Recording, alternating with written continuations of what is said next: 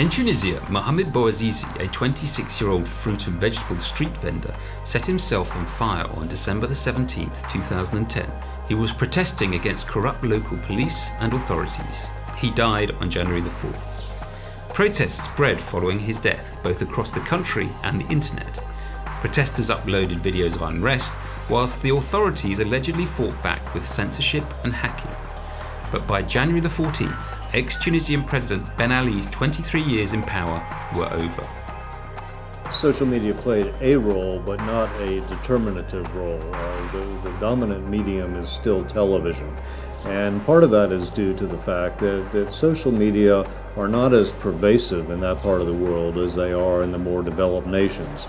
You look at Facebook, for example, which is used by only about 5% of the population. Internet penetration throughout the region is about 20%. So that's important, but it's television, on the other hand, reaches upwards of 80% of the population, particularly in the big cities. And so the dominant medium was television, sometimes repurposing material that it found on the social media sites. In Egypt, a Facebook page called for a day of protest on the 25th of January 2011 over the death of a 28-year-old man named Khaled Said. Police officers had dragged him from an internet cafe and beaten him to death. More than 80,000 people signed up for the protests on the Facebook page. The protests continued in Egypt despite the mobile phone and internet network being down for several days. On February the 11th, ex-Egyptian President Hosni Mubarak's 30 years in power were over. The original Facebook page, called We Are All Khaled Said, has nearly 1 million likes.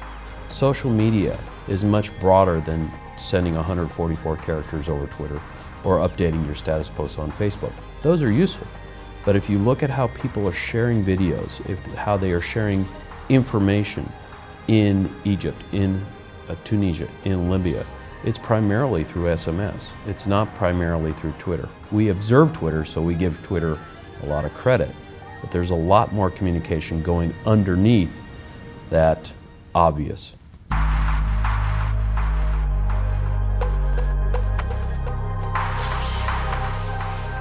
The number one enemy, it seems nowadays, in every state in North Africa is Al Jazeera.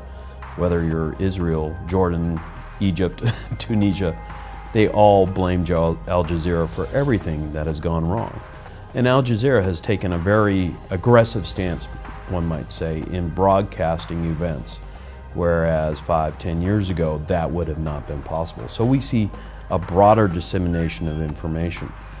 When Al Jazeera's signal is jammed or cut off and there's only state TV, we see people picking up the slack through mobile phones, through telephony, through voice over internet protocol, etc.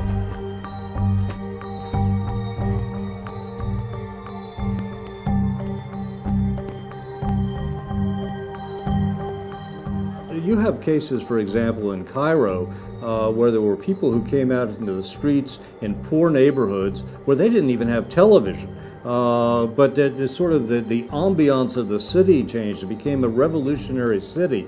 People were shouting into entryways of apartment houses, "Come join us." It wasn't any fancy technology that was in use there.